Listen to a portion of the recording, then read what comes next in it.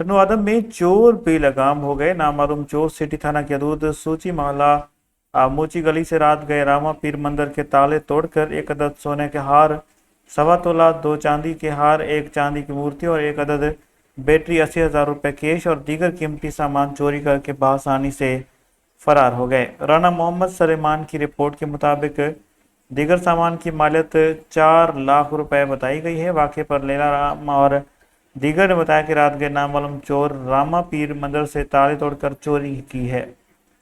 9 महीने का पेटी ऐसा ना भूलिए, तकरीबन 70-80 हज़ार में हुआ एक मूर्ति हुई चांदी की वह भी जा मथा बैटरी नहीं जाती जो था जो वो हुआ चांदी जब गले में सेट हुआ पूरे बयान। अच्छा, पुलिस के तव्हां इतला ॾिनी आहे न जी? पुलिस ने मुझे विया अच्छा, तो पुलिस आई आहे? पुलिस आई हुई तस्दीक करे अच्छा, ये केॾी महिल थी आहे तक़रीबन वारदात को अंदाज़ो? सर इन जी टाइमिंग तो जाने लगी तकरीबन तो आईडी है कि स्कूल जो लाइट इन 3:45 लाइट भी ये को होने लाइट के दौरान जो कम हुआ। अच्छा, तो हाँ तव्हां जेको डिमांड मुतालबो छा आहे?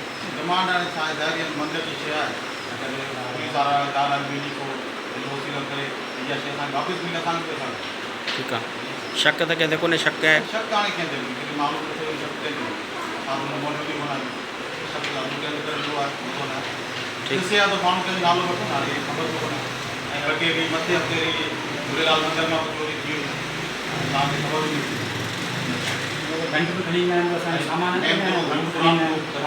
काफ़ी साल 50-60 साल पुरानो असांजो घंटो